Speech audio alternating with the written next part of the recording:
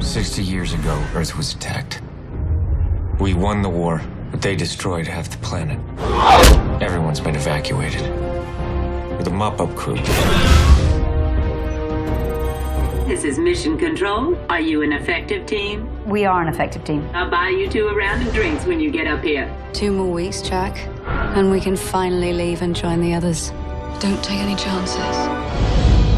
Jack is one of the last humans left on Earth after a massive war that has left Earth basically uninhabitable. Doesn't seem right.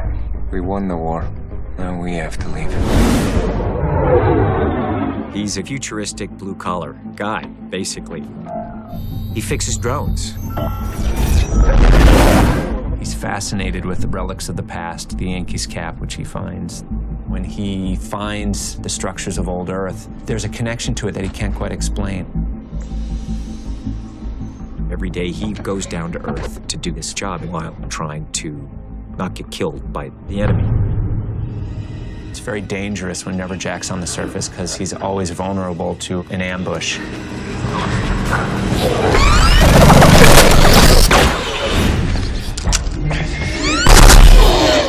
Vic, I'm coming in.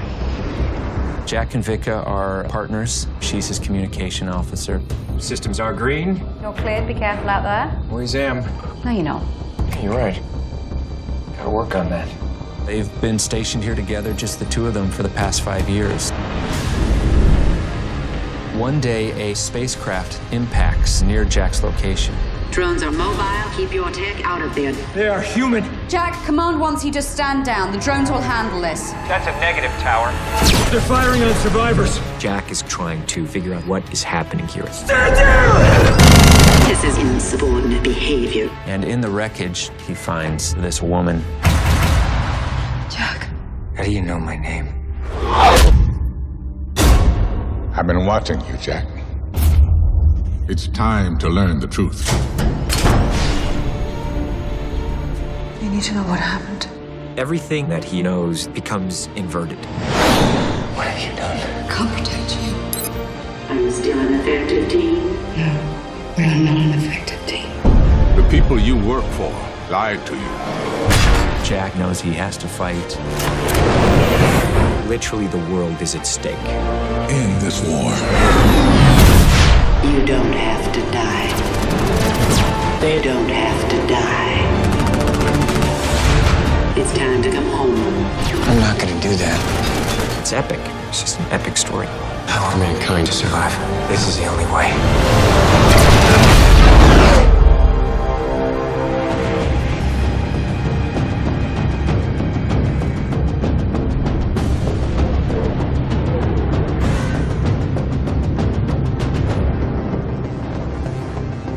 When you look at this film, the level of artistry is pretty extraordinary. The idea was to find an environment that looked ravaged from a war, but yet had color, signs of life. I like the idea of doing a daytime science fiction movie because I felt like science fiction kind of went into the darkness, went into the inside of spaceship hulls, and I wanted to kind of bring it back out into the daylight.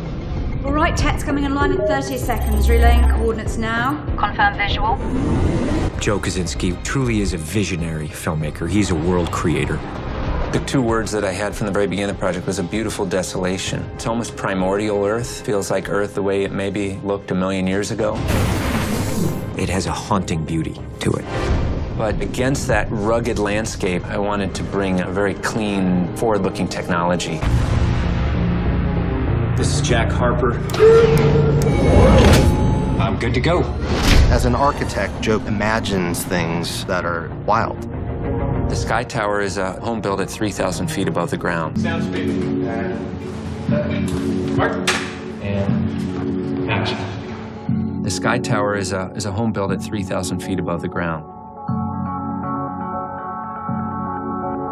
This is almost like a station. It's almost like a military outpost. It's a living quarters, but it's also a working environment. It's a 3-level home that's on this tiny little spindle. Obviously, that's not something you could build, but I felt like we could get close Before the movie started principal photography, we went to Haleakala, a volcano in Maui. We set up 3 cameras that captured sky, cloud, sunrise, sunsets, stars.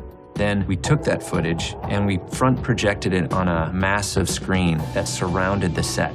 It gave the film a very epic feeling. If we were to do this blue screen, all that blue that you'd see outside the windows would spill into all these surfaces and all this glass, and that would be a virtual nightmare to have to paint out and deal with in visual effects. So the opportunity to get that stuff in camera was the critical design feature in this whole set. There is no blue screen. I mean, what you're seeing is the final product. And we're able to, change the weather. It's sunset, and next day is daylight, then we have night, and all the clouds are moving. It's all pretty amazing. And what that allowed us to do is to not only capture it in camera, but use the reflected light of that footage to actually light the sets and the actors. The lighting that you're getting on the actors' faces is the same type of light they get in a sunset because it's literally footage of a sunset. You end up with an all-in-camera visual effect and a visual quality that just can't be faked.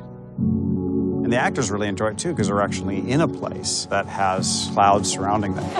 It does help as an actor, not acting green screen. It's interactive, so you don't have to try to imagine something. You're there with the other actors. It felt very organic. Now that was take 2. It's fantastic. This is an amazing piece of art. I want to stay here and live here. I want to move in. Those designs are incredible. Joe filmed on top of volcano, cloud formation, sunrise, sunsets, and then he had those images projected, so that was the natural lighting. It was the clouds. It was, without a doubt, the most beautiful set I've ever shot on. It allows them to even kind of immerse themselves more deeply in the story because they're surrounded by it. So that's something I'm really excited about that we were able to do in this movie. It's just so cool. Every piece of it was so smooth and elegant. This great visual world. Stand down! From the Sky Tower to the bubble ship, ultimately is an emotional experience. It's extraordinary, and it's epic. The whole philosophy for the movie was to try to shoot everything in camera, so we decided that it made sense to build a full-scale version of the bubble ship. Once you get the fuselage on, you can go anywhere. You can put the tail boom on, or you can do the cockpit. Did you get it in? We're finally getting the bubble ship assembled. This is the first time it's ever been pieced together, ever. We spent an hour and a half on creating it and finding all the parts. It's like Christmas morning, because we're getting everything out of the packages, the bubble wrap. Amount of antennas in this thing. What's the next steps? Engines? All these studs mount to the plate on there. Got your fingers? Go ahead, go back, and we'll come over. I did. Hold on. Flashlight. Drop it down a touch. I had no idea it was going to be like this, man. I'm shaking right now. Being able as a designer to participate on a movie where they build real vehicles, it's a designer's dream come true. Everything's fully assembled. Now we're just working on getting the lights fired up for tonight for Tom and Joe. Oh my God. Yeah, it's beautiful. This thing is cool. Can we pop the doors for him? God, that's beautiful. Come on. Can I get in? Tom Cruise was super involved with everything. He came to the workshops where we built it. He had some input on the controls to make sure it felt as realistic as possible with the foot pedals and the control stick. It's so beautifully designed. Every piece of it was just smooth and elegant. It's stunning. It was really exciting to get to share that moment with him. Good job, guys. All right. There's a couple different incarnations of the bubble ship. We have the complete bubble ship, and we have basically just the cockpit on a full motion-based gimbal. So we'll get all the flying footage, and then in visual effects, we will put the rest of the ship on the backside of that. Ready, and action. Tom is the pilot himself, so he's very comfortable with all this movement. Can we go a little faster? But Olga's never been on any kind of gimbal like this before. You're gonna be good. Okay. Just relax. Look at me. Yeah. Jesus. Okay, it'll be fun. Olga will tell you today she wasn't scared. Have fun, Olga. She was scared. Oh my God! The bubble ship is a beautiful creation when it's just standing on the ground. But you don't want to be in there when it's flipping around. There you go. At the end, I liked it, actually. I have to admit it. But don't tell anyone. I pretended like I didn't. Great job. She's very brave, she toughed it out, and her performance in the movie is priceless because it's real, it's not acting. Are you okay? No.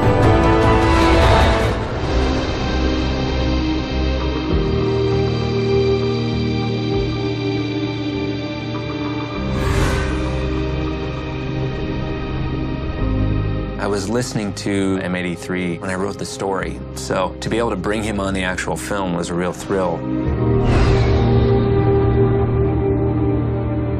I met with Joe Kosinski and loved the project, obviously, so of course I'm gonna do it, and it's my first score, so I'm very excited about it.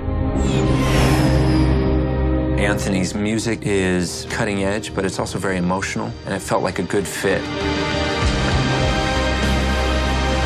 My sound is very cinematic in a very electronic way. I was very inspired watching the pictures, and it was beautifully shot. When you first see Tom Cruise riding his motorcycle in this beautiful landscape, there's something very epic but very emotional at the same time. It's a collaboration between Joe Kosinski, Joe Trapanese, and myself. Anthony has such a brilliant body of work behind them that has inspired me.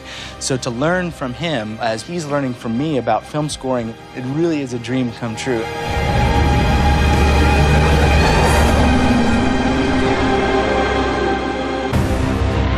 The goal was to have something new that delivers power and epicness. When you have something so forward-thinking, you have to bring this same interesting element that you brought into the filmmaking into the music also. It sounds original, which is all I wanted. I wanted an original sound for an original film. So I want the real drums to start now. We recorded this original song for the end credits. Susan Sanford is singing.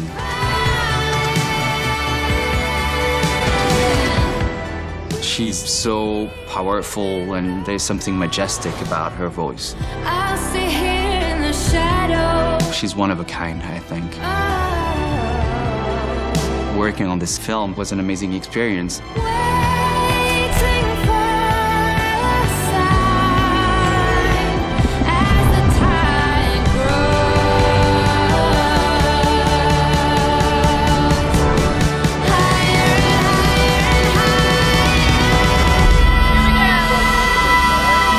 Last checks, please. Rolling, please. Rolling. That's me. Ready and action.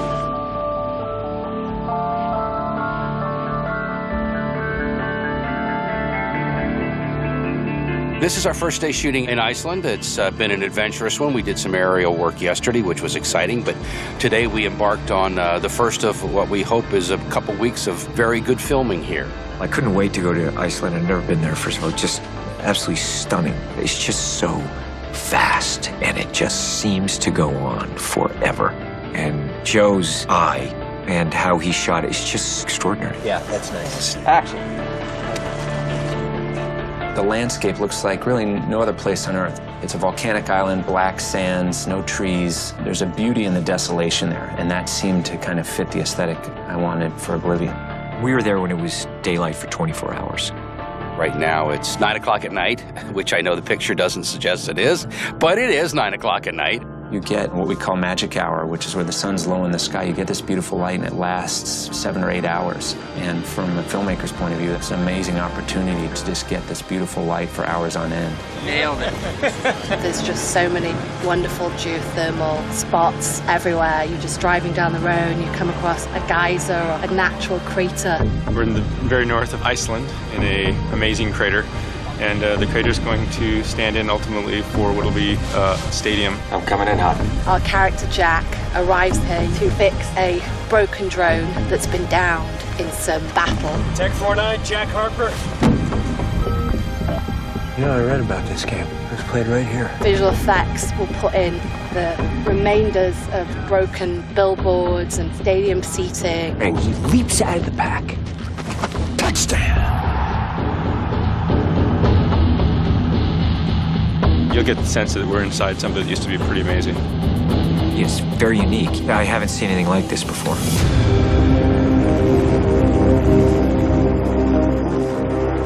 We shot on Earl's Peak, which is a mountain peak in the middle of Iceland, really in the middle of nowhere. Glaciers on one side, black sand desert on the other. It was one of those experiences that you dream about as a director, about going to places that most people have never seen and getting to capture it all in camera.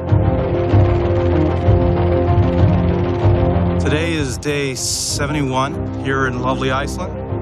We are sort of out of the beaten track. We had to bring all our gear up here. Today we had 7 buckets loaded up by our professional mountaineers, and then those were slung beneath an A-Star helicopter, and then we drop it here depending on where we need it.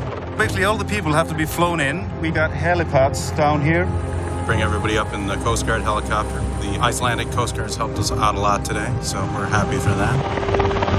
That took a lot of planning. We had 50 people up there with hair and makeup, wardrobe, props, camera grips, 2 techno cranes. Safety-wise, it's a tricky place to shoot. Gotta go safety gear. People need to have helmets on because it's easy to slip here and also quite steep. So we had to put up handrails, anchors, safety lines. If you need to go outside of the rope area for work purposes, you have to be harnessed. No one has shot here before, and we have actually never brought crew of this size and all that equipment up on a location like that. So far, so good. The trick will be getting the shot Joe wants and then getting home. Here we go. This is awesome. Earl's Peak, beautiful. I loved Earl's Peak. That's right. What do we need to do? It's incredible. Because we were so well prepared, as soon as he landed, we were able to shoot very quickly. Can I walk? Yes, sir. You're good. You're good to go. We are rolling, please, rolling. Let's Only tail sticks. We're shooting Tom on the top of a 2,000-foot precipice. And action. It was just incredible. I mean, you've got Tom Cruise on the very edge of that peak with the most beautiful light. It was just one of those days I'll never forget. It was amazing, you know, just to sit there and you get to see so much of the country. We're gonna do a little rappelling at lunch, guys. You will not find too many actors out there who will go the distance like he does. He's the most committed actor I've ever worked with. And cut. Good. It was to his chagrin that we ended so quickly, and he decided that he'd like to stay a little longer on his own. So we got all the equipment off. He stayed up there and enjoyed the view for a while. It was really peaceful. It was so beautiful. And I think, you know, when you see the film, it captured it. It captured that haunting beauty and kind of serenity. Here we go. Fire the hole. 3 rounds. Ready? Tight? Good. Let me do another one.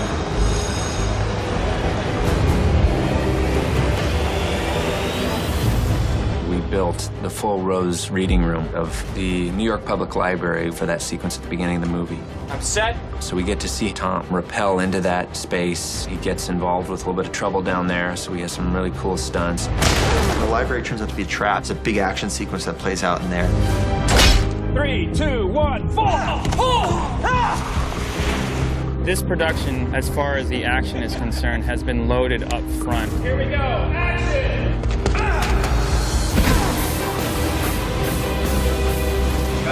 That was easier making it than not making it. He's able to perform the stunts usually better than 99% of all stunt people. Nailed it. Sweet. That's fun. We test everything out. Hey, Tom, this is okay, but you don't want to put your foot down. You don't want it to catch on anything. When I do have a loaded weapon, I don't want people standing around the sides. As we have to keep him safe, he also knows that he has to keep himself safe. Can you turn it against his body like that? And this is tight, right? There you go. That's it. Perfect. As long as it doesn't hit me in the face. We're dropping debris. We use balsa wood. It's real light, breaks easy. Let's stand by for picture. Weapons hot. Here we go. Let her bow. Fire in the hole. 3, 2, 1, action!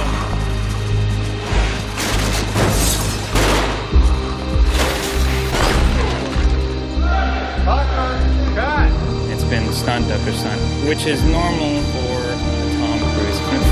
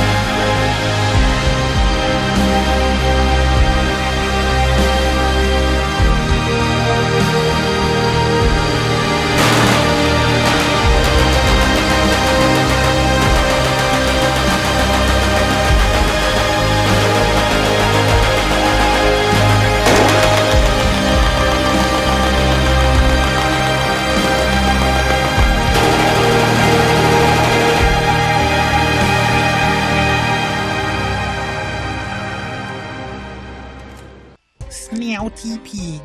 Thanks for watching our video. Don't forget to watch our other videos, including our top 10 upcoming horror films of 2013 and our extensive behind the scenes inside looks of recent and upcoming films.